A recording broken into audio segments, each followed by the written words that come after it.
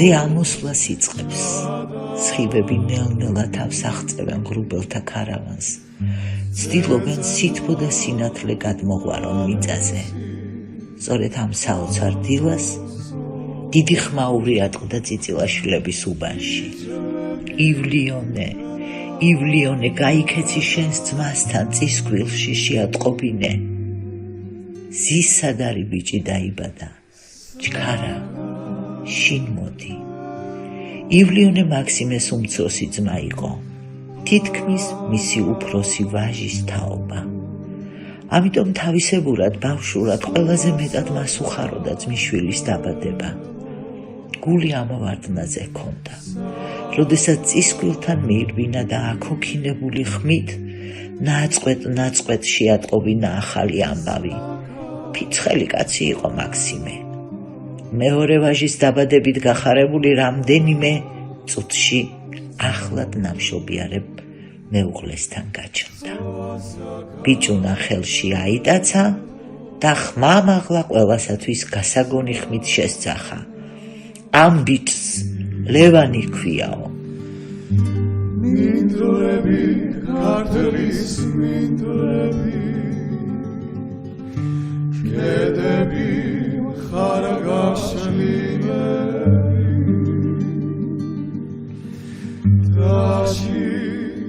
ლევან მაქსიმის ძე წიწილაშვილი დაიბადა 1914 წლის 1 აპრილს სოფელ ლელიანში, ლაგოდეხის რაიონში. სწავლობდა ლელიანის 7 წლიან სკოლაში. შემდეგ 1934 წელს წარჩინებით დაამთავრა აფენის საშუალო სკოლა. როგორც წარჩინებულმა მოსწავლემ, მაშინვე მუშაობა დაიწყო ლელიანის საშუალო სკოლაში ისტორიის მასწავლებლად. 1937 წელს სწავლა განაგრძო თბილისის პუშკინის სახელობის პედაგოგიურ ინსტიტუტში ისტორიის ფაკულტეტზე. 1939 წელს დაინიშნა აფენის მეორე საჯარო სკოლის დირექტორად და ისტორიის მასწავლებლად, სადაც დაჰყო 1978 წლის 22 დეკემბრამდე.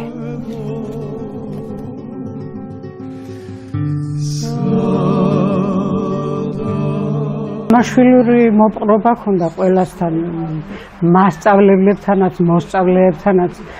და როდესაც მისი გარდაცვალების ამბავი გავიგეთ, მეხის გავარდნას გავდა მთელ ლაგოდეხის რაიონის მთელ ზონაზე ისეთი წუხარება გამოხატა ყველამ და გარდაცვალებიდან არავის არ დაუძალებია არავისთვის, შავი ბანტებით დავდიოდით სკოლაში.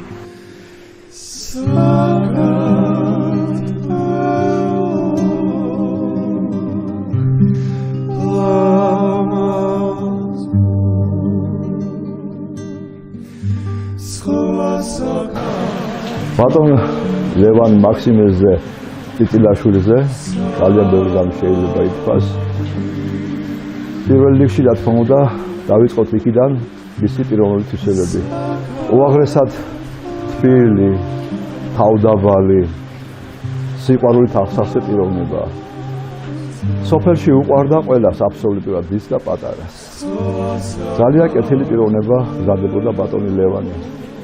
რაც შეეხება მის პროფესიულ მოღვაწეობას, ნამდვილად იყო პროფესიონალური მასწავლებელი და აფენის თემში აი იმ დროს, უძველეს დროს, როდესაც ჩამოიწყებდა ჩამოყალიბებას სკოლა, წერა-კითხვის გავრცელება სოფელში, ბატონი ლევანი ჩაუდგა სათავეში აი ამ დიდებულ საქმეს, წერა-კითხვის გავრცელებას და სკოლის აღორძინებას. თავიდან ჩვენი სოფელის სკოლა იყო 7 წლიანი სკოლა. ბატონი ლევანი თელ ძალასა და ენერგიას ახმარდა სკოლის განვითარებას, ახმოვალი თაობის აღზრდას და მათში მეტყვიან იდეური და პატრიოტული მოტივების აღზრდას, ჩამოყალიბებას. ბატონი ლევანმა მიიღო მონაწილეობა დიდ მეორე მსოფლიო ომში. მონაწილე იყო ამ ომში შემდგომ დაბრუნდა, როდესაც წავიდა ომში, აი ეს სკოლა გადააბარა მის თანამებრძოლს, მის რა თქმა უნდა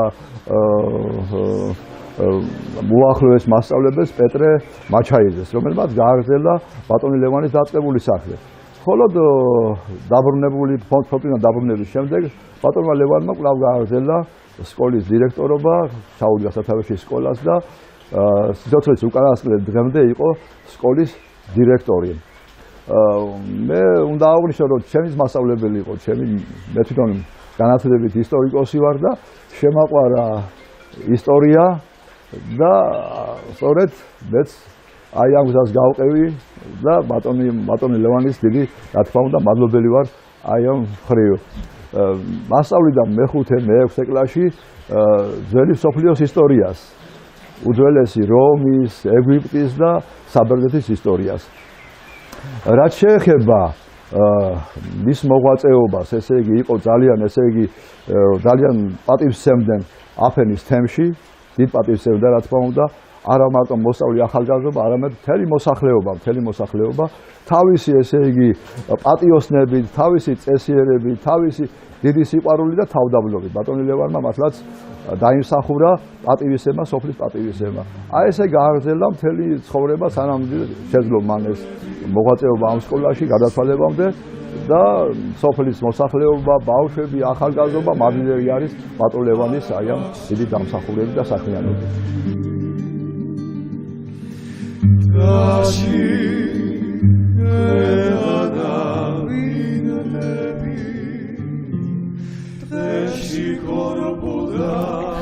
ყველაფერი იწყება იქ, სადაც ერთი ადამიანის დიდმარწმენამ და მონდომებამ პატარა მოკრძალებული სივრცე-ცოდნის ტაძრად აქცია. ლევან წიწილაშვილის პატარა ხის სკოლა არ ყოფილა მხოლოდ შენობა. ეს იყო ფუნდამენტი, საიდანაც ნერგი იდგამდა ფესვებს, რათა მძლავრ, მრავალტოტიან მუხად ქცეულიყო. სწორედ ამ კედლებში აღიზარდნენ თაობები, რომელთაც სულსა და გულში ჩაეღვარათ მთავარი, ცოდნა, ღირსება და სამშობლო სიყვარული. დრო მიდის, თუმცა ნამდვილი ღვაწლი არ იკარგება. დღეს დადგა ჟამი, როცა ამ გენიალური წინაპრის ნამუშევარს, მის გაუტეხელ სულსა და დატოვებულ მემკვიდრეობას სრული სიცხადით უნდა შევავლოთ თვალი, შევაფასოთ და დავაფასოთ.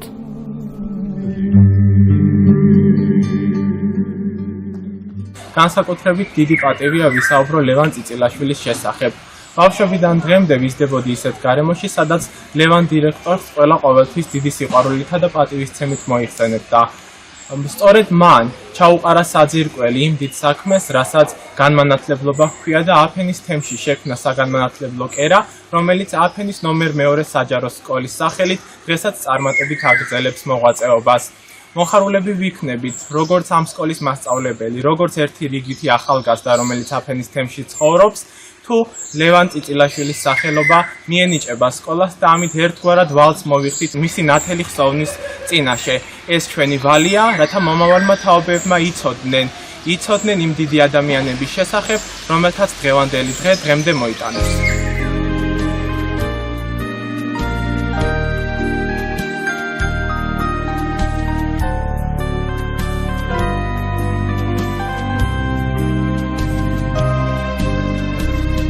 საზოგადოებიდან წამოვიდა ისეთი დიდი ინტერესი, რომ სკოლაში გახსნილიყო ლევან წიწილაშვილის სახელობის მუზეუმი.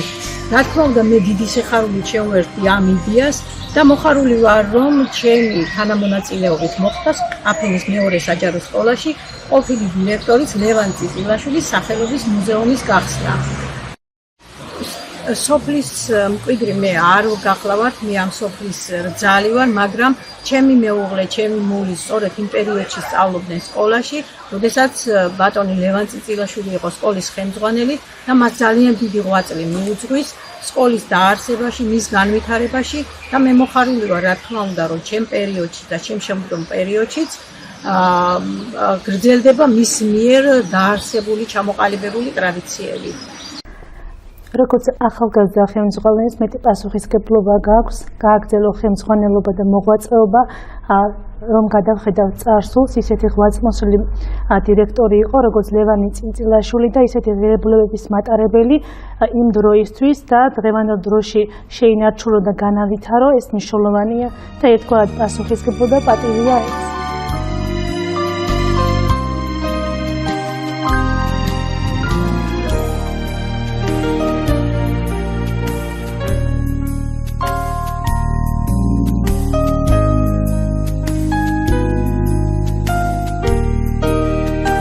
საჭირო იყო სამოქმედო გეგმა 30-იანი წლების მიწურულს არამარტო სოფლად, ყველგან ბევრი იყო წერა-კითხვის უცოდინარი.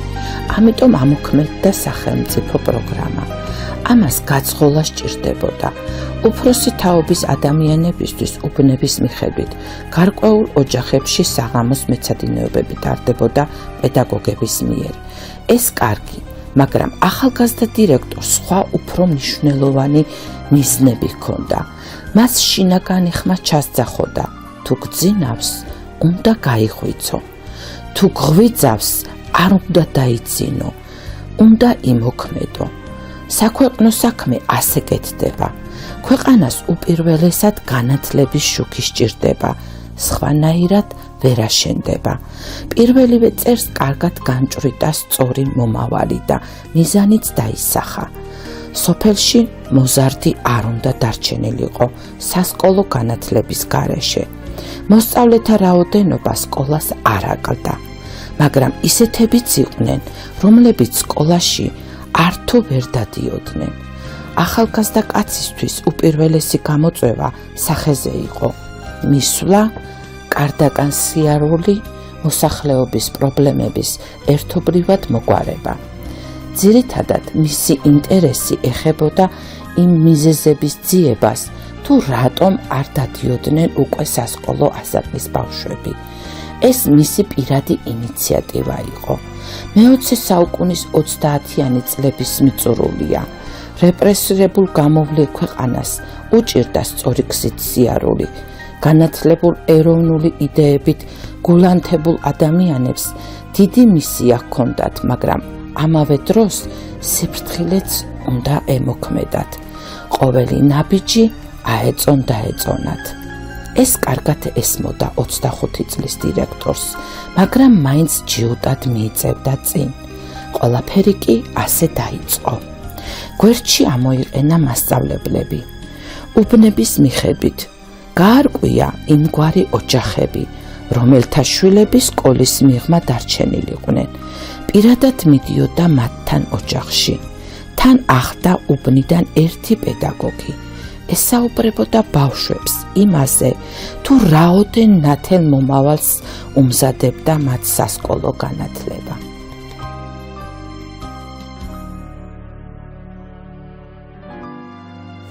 მე ერთი ლამაზი ეპიზოდი მინდა მოვიგონა ბატონი. იცი მამა ჩემი ბატონი ლევანი და ერთი-ორი პიროვნება წასულა სანადიროდ ალაზნის პირზე მოიხსენებათ, მაშინ კაი ხოლები იყო მოუკლია თხორი და ჩემთან კეიფობე. მე ახალი წასული ვიყავი ჯარში, ნუ ჩემი განცხადებით დავწერე ესა განცხადება და ჩემი განცხადებით წავედი ჯარში რუსეთში. ბატონმა ლევანმა მეწერილი უნდა მეწერო დათოსო. მოკლედ ეს წერილი იყო იმდენად სიყვარულით სავსე. იმდენად აი პატრიოტული სული გაშენთი ეთყობოდა, რომ ისტორიკოსი იყო და მე ის სიამაყის გრძნობით აღვიხსე, რომ იცი სამშობლოს ვიცავდი, მაშინ მოგეხსენებათ საქართველო და რუსეთი, ხო ერთი ის იყო სამშობლო იყო და სამშობლოს რო ვიცავდი. უბრალოდ ნამო რო ის წერილი ვერ შევინახე. რაც შეეხება დედას, არ ვიცი, ბატონ ლევანს დედა ისი აქებდა, როგორც პედაგოგს, როგორც ხელმძღვანელს. და როგორც ქართველები ვამბობთ, კაცს, აი ნამდვილი კაცი. ყველაფრით ღირსებით შევსებული ადამიანი იყო. მე კიდევ ერთი რაღაც მინდა მოვიგონო. ბატონ ლევანის დაცხოვდა ჩემ მეზობლად, რომელიც ადრევე დაქვრივდა. დარჩა 3 ბავშვი. მიუხედავად იმისა, რომ ლევანის დამუშავდა ბიბლიოთეკარ სკოლაში.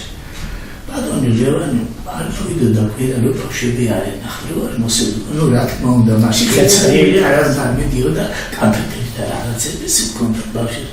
ალბათ მატერიალურად ცეხნა.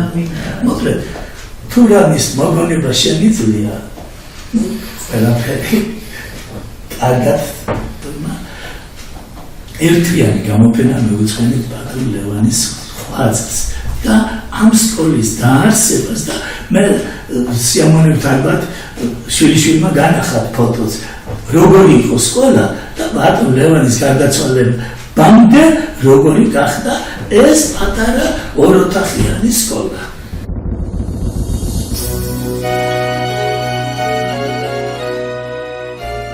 ათწლეულების განმავლობაში აფენის სკოლა ბატონი ლევანისთვის მხოლოდ სამსახური არ ყოფილა. ეს იყო მისი სალოცავი, მისი სახლი და სამყარო. როგორც დირექტორი, ის არ ხელმძღვანელობდა, ის მამობას უწევდა თითოეულ მოსწავლეს.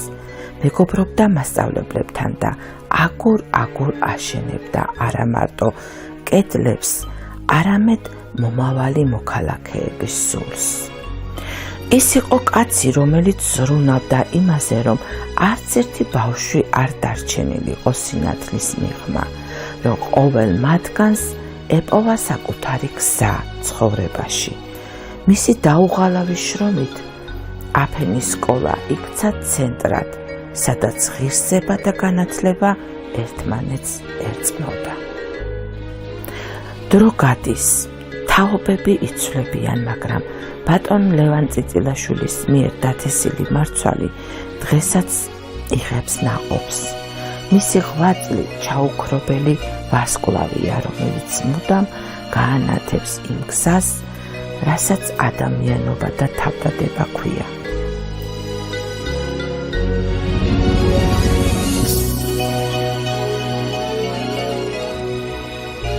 იშვიათია ასეთი შემთხვევა, ახალგაზრდა კაცი სკოლის დირექტორი იყო, როცა სამამულო ომი დაიწყო, მეორე მსოფლიო ომი დაიწყო და რა თქმა უნდა ომში წავიდა. ომი დამთავრდა, ჩამოვიდა და ჩაუდგა ისევ სათავეში აფენის სკოლას. ეს კაცი დიდი პიროვნება იყო. განა მარტო იმით, რომ ის მასწავლებელი იყო და დირექტორი იყო, არამედ თავისი პიროვნული თვისებებით. გამოირჩეოდა თავისი ხმის არაჩვეულებრივი ტემბრით. მიმზიდველი პიროვნება იყო, საყვარელი კაცი იყო. მისი შვილები ჩემი მეგობრები იყვნენ. შემდეგ მისი კოლეგა გავხდი და ლევან წიწილაშვილი არა მარტო ბავშვების და კოლეგების დამრიგებელი იყო, არამედ სხვა ახალგაზრდა სპეციალისტებისთვის გზის მიმცემი და გეზის მიმცემი. მან პატარა ოროთახიან სკოლაში დაიწყო მუშაობა და დაამთავრა არაჩვეულებრივი წინვალე ნაგებობით, რომელიც სკოლას გადაეცა და დაგვიტოვა სამახსოვროდ. მარტო შენობა ხომ არ არის, დაგვიტოვა სამახსოვროდ დიდი გაკეთებული საქმეები, უამრავი, ნოვატორული წინადადებები. ამით გამოირჩეოდა, მაგრამ ეს ერთია, მაგრამ მთავარია ხალხის სიყვარული.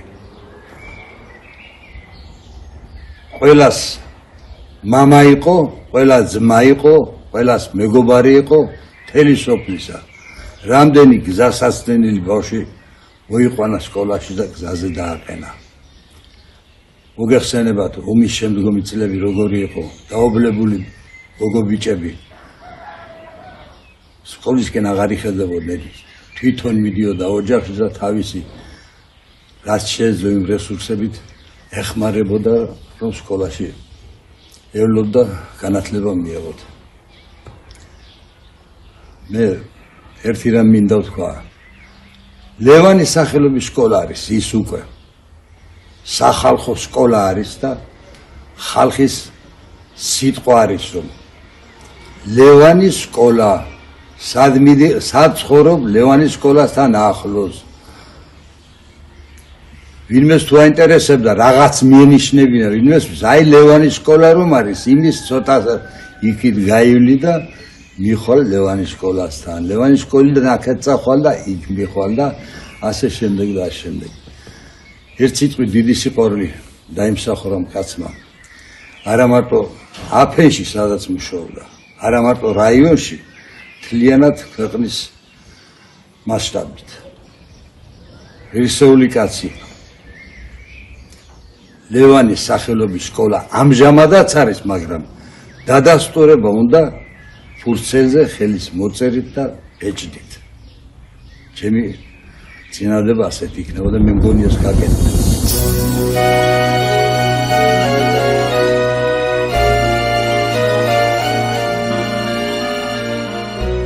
ომიდან დაბრუნებულმა თავისი ცხოვრების მთავარ საქმედ აფენის მეორე საჯარო სკოლა აქცია. მისი დირექტორობის წლები ამ სკოლის ოქროს ხანა იყო. ის არ აშენებდა მხოლოდ კედლებს, ის აშენებდა ადამიანის სულებს. დღეს როცა სკოლის ეზოს ჩაუვლით, შეუძლებელია არ შეამჩნიოთ ამაყად აზიდული ჭადრები, რომელიც 1968 წელს შავი ზღვისპირეთიდან ჩამოტანილი სერგო ცოტაძის ინიციატივით და ლევან წიწილაშვილის მხარში დგომით დაირგა თავისი მოსწავლეების პატარა ხელებით. უკვე ნახევარი საუკუნეა სკოლის გვერდით ეს ჭადრების ხეივანი ფოთლების შრიალით ყვება იმ დიდ ისტორიას, რომელსაც წლებია 100 სათულთად ინახავს. ყოველი შრიალი თითქოს იმ თაობის ხმა, რომელიც აქ აღიზარდა. იმ გაკვეთილების ექუა ბატონი ლევანი რომ ატარებდა და იმ დიდი სიყვარულის დასტურია, რომელიც მან ამ მიწაზე დატოვა. ამ პერიოდში აფენის საქართველოს სახელობის სკოლის თავმჯდომარედ განდებოდა სერგო ცოტაძე. დიდებული პიროვნება, ძალიან საქმიანი, ძალიან შემოქმედებით პიროვნება და სწორედ ბატონ ლევანისთან ურთიერთობით და შეთანხმებით სწორედ აი ეს ხეივანი, რასაც ქვია, ჭადრები ერთად გაშენდა, მათად მოსწავლეებისა და მასწავლებლების ხელებით დაერგო და აღიზარდა და იქა მოვლილი და გაშენებული. ბატონი ლევან წიწილაშვილი არასდროს შეჩერებულა. სწორედ ამგვარ საზოგადო მოღვაწეთა დამსახურებით გაήλია წერა-კითხვის უცოდინარი ადამიანები ქვეყნად, მაგრამ ეს საკმარისი არ იყო. ახლა უფრო მნიშვნელოვანი ეტაპის დრო დადგა. ამიტომაც აქტიური წევრი გახდა ილია ჭავჭავაძის სახელობის სამეცნიერო კულტურულ საგანმანათლებლო ცოდნის კავშირის. ის იყო ამ საზოგადოების ლექტორთა ჯგუფის თავმჯდომარე და საერთაშორისო საზოგადოების პრეზიდიუმისგან არაერთი სიგელითა და მედლით დაჯილდოვებული. ილიას გზით მავალი კაცი იყო. მუდამ საზოგადოებრივი საქმით დაკავებული. საქვეყნო საქმეში მუდამ ჩაფლული. ხშირად მასპინძლობდა ცნობილ მწერლებსა და მეცნიერებს. ჰქონდა გასვლითი ლექციები.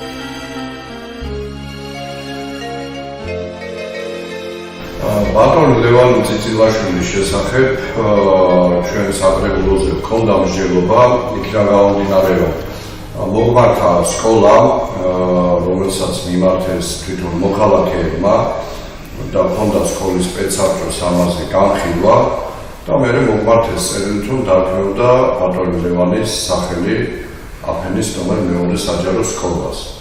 ჩვენ საკრებულოში გვყავს დეპუტატები, რომლებიც ადგილობრივი მაცხოვრებლები არიან აფენის თემიდან, არაერთი დეპუტატი და მათთან ერთად ვიმსჯელებთ აღნიშნულ საკითხზე. თვითონ მოსახლეობაშიც ჰქონდა კონსულტაციები და ვიცით, რომ ბატონ ლევანის დამსახურება აღნიშნულ სკოლასთან დაკავშირებით ძალიან დიდია. ერთი ის არის, რომ მას დაახლოებით 4 წლის განმავლობაში აღნიშნულ სკოლაში ნამუშევარი როგორც ხელმძღვანელ თანამდებობაზე, ასევე იყო თავდაპირველი სკოლა, რომელიც ხის ნაგებობა იყო და შემდგომ მისი დიდი დამსახურებით მოხდა ის, რომ ის ახალი შენობა, რომელიც გაკეთდა, მისი ასე ვთქვათ, ღვაწლი იყო და მისი შრომა იყო ამაში ჩადებული. ასევე თვითონ აფენის მოსახლეობაც ძალიან კარგად იხსენებს, იმიტომ რომ ის იყო ომის ვეტერანი და ასევე არაერთი ჯილდოს და არაერთი წარმატებია განახორციელა როგორც აფენის თემისთვის, ასევე მთლიანად ჩვენი ქვეყნისთვის და ამ ადამიანმა ამ წლების მერე დაიმსახურა ის, რომ ხალხმა აღიარა ის როგორც წარჩინებულ დირექტორად და ისეთ ადამიანად, რომლის სახელიც უნდა დარქმეოდა აღნიშნულ სკოლას და ჩვენ საკრებულო, რა თქმა უნდა, ხალხის აზრს ვითვალისწინებთ მათ მოსაზრებებს და დავეთანხმეთ აღნიშნულ საკითხს, გავიხილეთ ეს საკითხი საკრებულოს ხდომაზე, დადებითად გადავწყვიტეთ და გადავაგზავნეთ სამინისტროში იმისათვის, რომ დაერქვას ბატონი ლევან წიწილაშვილის სახელი აფენის მეორე საჯარო სკოლას და ვფიქრობ, რომ ეს გადაწყვეტილება იქნება მართებული ხალხის აზრის გათვალისწინებით, ჩვენი აზრის გათვალისწინებით და ერთ-ერთი საუკეთესო გადაწყვეტილება. ბაბუა ღირსეულად ემსახურა სამშობლოს. როცა ომი იყო, დიდი სამამულო ომის მონაწილე გახდა, სამამულო ომის გმირი, უამრავი ჯილდოს მფლობელი. როდესაც მშვიდობა იყო ქვეყნის აღმშენებლობაში, საგანმანათლებლო საქმიანობით უდიდეს მონაწილეობას იღებდა. ამავე დროს, გარდა სკოლისა, ის გახდა საზოგადოებრივი საქმით დაკავებული. იგი იყო ილია ჭავჭავაძის საზოგადოება, სამეცნიერო კულტურულ საგანმანათლებლო საზოგადოება, ცოდნის კავშირის ლექტორთა ჯგუფის თავმჯდომარე. აი ამ საქმიანობით იგი ემსახურებოდა თავის ხალხს, თავის იმ საზოგადოებას, სადაც თავად მოღვაწეობდა და მე მინდა გითხრათ, რომ ჩემი აზრით, ერთმა კაცმა თავისი ერთი სიცოცხლით განა მეტი რა უნდა გააკეთოს. მან ილიას თქმისა არ იყოს, საუკუნო საგზავი თან წაიყოლა და ძალიან დიდხანს, ალბათ კიდევ გავა ერთი საუკუნე, რომ ბაბუას სახელი დაუწყებას არ მიეცემა.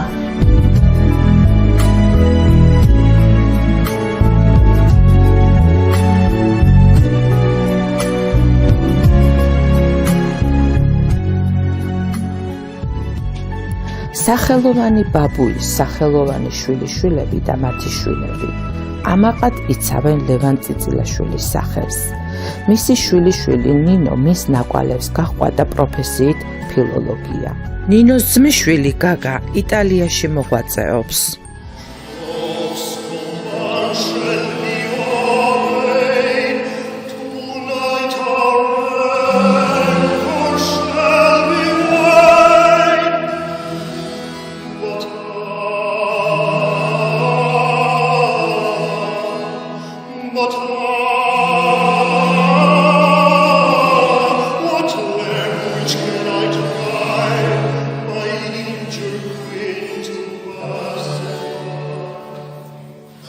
ზუსტად არის ნათქვამი. როდესაც ქვეყნის ფარგლებს გარეთ მოღვაწეობ, შენი სამშობლოს დესპანი ხარ, ხოლო ქვეყნის შიგნით შენი ოჯახისო. ეს კარგად აქვთ წიწილაშვილებს გაცნობიერებული. ქალბატონი ნინო კანადაში ემიგრანტია, მაგრამ არც იქი ვიწყებს, ვისი გორისაცაა. მან აფენის მეორე საჯარო სკოლა და ქართული წიგნის კლუბი კანადაში ერთმანეთს დააკავშირა. არც იქიდან ივიწყებს ბაბუის ანდერს და უსასყიდლოდ უგზავნის უიშვიათეს ინგლისურ ენოვან წიგნებს და ამით ამაყობს, რომ ერთი აგური მან და მისმა ოჯახმაც დაამატა ბაბუის ფუნდამენტზე. ბატონი ლევან წიწილაშვილი გახლდათ დღევანდელი აფენის მეორე საჯარო სკოლის დირექტორი, ამავდროულად ის ასწავლიდა ისტორიას და გამომდინარე აქედან ის იყო მიღებული დირექტორი, პედაგოგი ზოგადად არა მხოლოდ აფენში, არამედ მთლიანად ლაგოდეხის რაიონში, რაც ასევე არის ცნობილი ის სხვადასხვა ფონდებში მუშაობდა, სხვადასხვა სამეცნიერო წრეებში, საზოგადოებრივ საწყისებზე გარკვეულ პოზიციებს იკავებდა და საკმაოდ აქტიურად იყო ჩართული როგორც სოფელ აფენის განათლების სისტემაში, ასევე მთლიანად რაიონის სისტემაში. ასე რომ ბატონი ლევანის მიმართ დღესაც რაც მე გამიგია და რაც ვიცი, არსებობს საკმაოდ პოზიტიური დამოკიდებულებები შთამომავლების მის მიერ დატოვებული შთამომავლების მოწაფეების მხრიდან და ეს ნამდვილად გასახსენებელია ის ფაქტი, რომ ბატონი ლევან წიწილაშვილი გახდათ სოფელ აფენში მეორე საჯარო სკოლის დირექტორი, რაც დღევანდელ აფენის საზოგადოებას ძალიან კარგად ახსოვს. ბაბუა იყო ადამიანი, რომელსაც თავის საქმე უზომოდ უყვარდა. უყვარდა თავისი სკოლა, სადაც 4 ათეული წელი გაატარა. სულ რაღაც 24 წლის ჭაბუკი იყო აი ამ სკოლაში რომ მივიდა და ეს სიყვარული ამ სკოლისადმი მან თავის სიცოცხლითაც დაამტკიცა და სიკვდილითაც. ასე იყო თუ ისე იყო, ბაბუა ამ სკოლის სიყვარულს შეეწირა. ვერ შეძლო მის გარეშე სიცოცხლის გაგრძელება. იცით რა შეა საქმე, მე თავადაც პროფესიით მისი კოლეგა ვარ. ამიტომ ვფიქრობ, რომ ბაბუას საყვარელი საქმე რაღაცა ჩემი საქმიანობით უნდა გავაგრძელო. მე ვცხოვრობ კანადაში, ემიგრანტი ვარ. ცდილობ იქაც ქართული საქმე ვაკეთო, ისევ ბაბუას გულის გასახარად. ვარ ქართული წიგნის კლუბის წევრი. ქართული წიგნის კლუბის ახალგაზრდული ფრთა დამამეგობრე ბაბუას საყვარელ სკოლასთან, აფენის მეორე საჯარო სკოლის მოსწავლეებთან.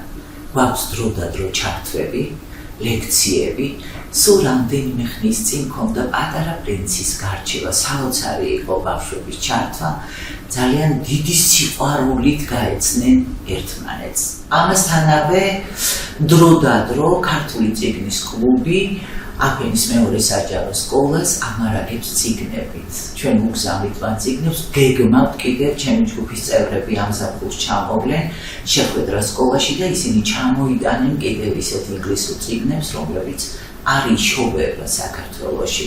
ესეც ბაბუას სიყვარულის გამოკეთდება. მე ვცდილობ, რომ ბაბუას სახელი, რომელიც სოფელმა ამდენ ხანს შემოინახა, ნახევარი საუკუნეა, რაც გარდაიცვალა. 87 წელია, რაც მაგ სოფელში მივიდა და მოღვაწეობდა, მაგრამ სოფელი დღემდე არ ივიწყებს ის დიდი სიყვარული, რაც მე ამ სოფელმა მაჩვენა ბაბუასადმი. მე მსურს, რომ რაღაც ჩემი საქმიანობით ეს სიყვარული მადლიერებით გამოვხატო უძღვენი წიგნი სოფელს, რომელიც სულ რაღაც ერთ თვეში მზის სინათლეს ნახავს. ვცდილობ ყველაფერს სკოლასთან დიდი კონტაქტი გვაქვს, არა მარტო მე, მთელ ჩვენ მონაგარს ვცდილობ სკოლას მხარში ამოვდგეთ. მე მინდა გითხრათ, რომ ძალიან ჩემი მშობლები ამით ძალიან ხარობდნენ.